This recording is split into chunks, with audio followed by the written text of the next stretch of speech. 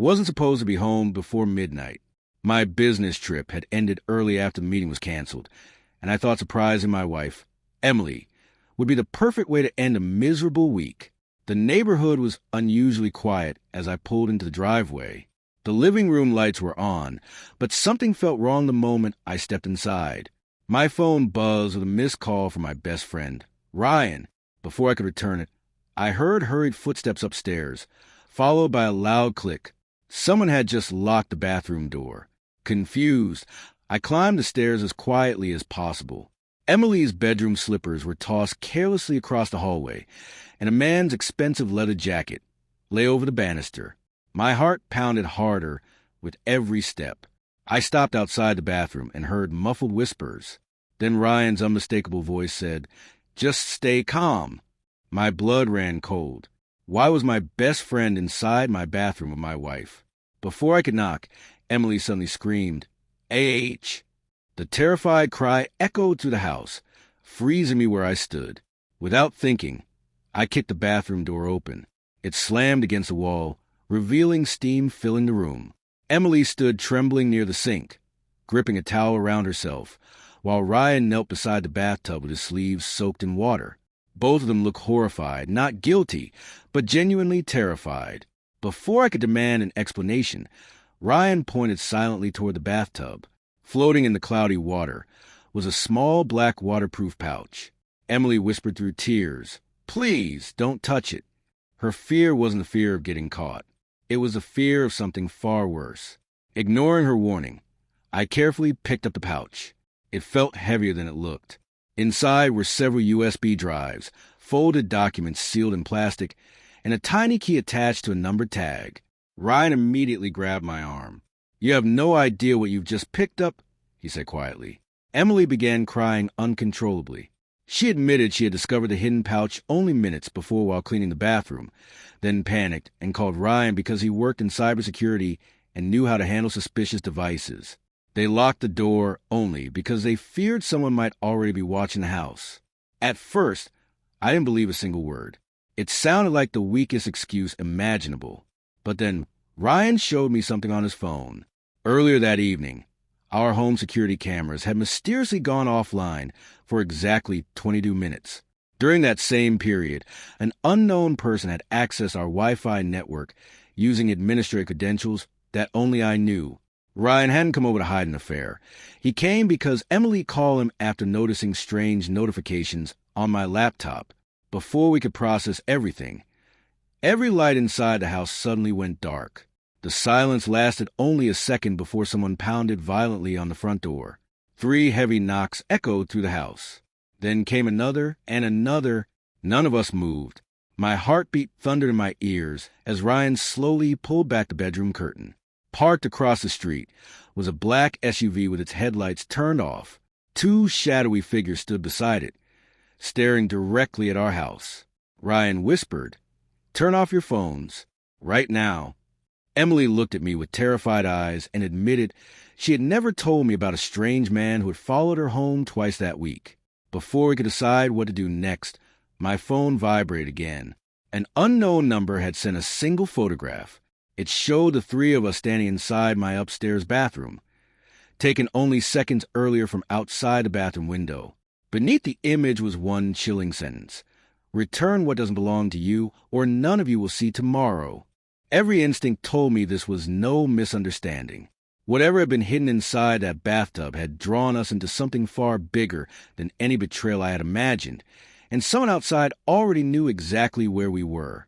For several long seconds, none of us spoke.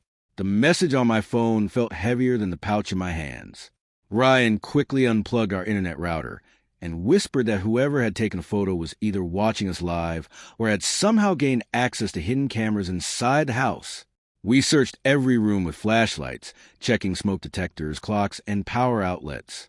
Finally, behind a decorative vent near the hallway ceiling, Ryan discovered a tiny wireless camera no larger than a coin. Emily burst into tears. Someone hadn't just entered our home. They had been quietly watching our lives for weeks. Ryan inserted one of the USB drives into his encrypted laptop, keeping it disconnected from every network. Within seconds, folders filled the screen. There were financial records, scanned passports, offshore bank accounts, shipping schedules, and hundreds of photographs of different people exchanging identical black pouches. Then we found a spreadsheet containing names, addresses, and payment records. My stomach dropped when I saw my own name listed beside our home address. According to the file, our house had been marked as a temporary drop location months earlier. Whoever hid that pouch had never intended for us to discover it. We had accidentally become witnesses to something extremely dangerous. A sudden crash downstairs interrupted us. Someone had broken the kitchen window. We heard footsteps moving carefully across the wooden floor. Ryan immediately locked the bedroom door, while I grabbed a heavy baseball bat from the closet. Emily dialed emergency services with trembling hands, but the signal disappeared before the call connected. Whoever was inside knew exactly what they were doing. The footsteps grew closer until they stopped directly outside the bedroom. Then came complete silence. My grip tightened around the bat as the doorknob slowly began to turn. Whoever stood outside wasn't rushing. They were patiently waiting for us to make the first mistake. Without warning, a loud voice echoed through the hallway. "Leave the pouch outside the door and nobody gets hurt." Ryan looked at me and quietly shook his head. Instead of obeying, he removed the tiny numbered key from the pouch and noticed a code engraved on its side. Suddenly, Emily remembered seeing the same number written on the back of an old storage receipt that had accidentally arrived in our mailbox weeks earlier. It hadn't been addressed to us, so we had ignored it. The realization hit us all at once. The pouch wasn't the final destination. It was only one piece of a much larger puzzle. Police sirens finally echoed in the distance. The footsteps outside disappeared instantly, followed by the roar of a powerful engine speeding away. Officers searched the property, but the intruders had vanished before they arrived. Detectives collected the hidden camera, the damaged window, and the mysterious pouch's evidence. When investigators examined the documents, their expressions changed immediately. One detective quietly admitted that the materials appeared connected to an international criminal investigation that had remained unsolved for years. He couldn't reveal many details, but he thanked us for preserving every item. What had started as an ordinary evening had unexpectedly uncovered evidence that authorities had been searching for across multiple countries. Weeks later, investigators uncovered the full story. A former contractor had secretly used vacant or unsuspecting homes to hide encrypted evidence while moving between cities, believing ordinary families would attract the least suspicion. Our house had unknowingly become one of those temporary hiding places during a plumbing renovation months earlier.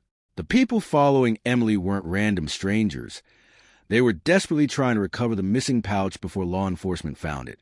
Ryan's knowledge of cybersecurity helped preserve crucial evidence. Emily's quick thinking prevented the files from being destroyed, and my unexpected early return interrupted the criminals' carefully planned retrieval. Looking back, the scream I had mistaken for guilt had actually been a warning born from fear. Even now, whenever I walk past that bathroom, I remember the moment I kicked open the locked door, convinced I was about to uncover the ultimate betrayal. Instead, I discovered something none of us could have imagined.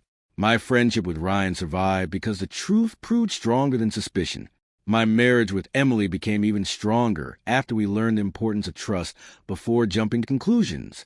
The criminals were eventually arrested, thanks in part to the evidence hidden inside that simple waterproof pouch. The real shock wasn't finding my wife locked in the bathroom with my best friend. It was realizing that sometimes the truth is far more unbelievable than the worst story our fears can create.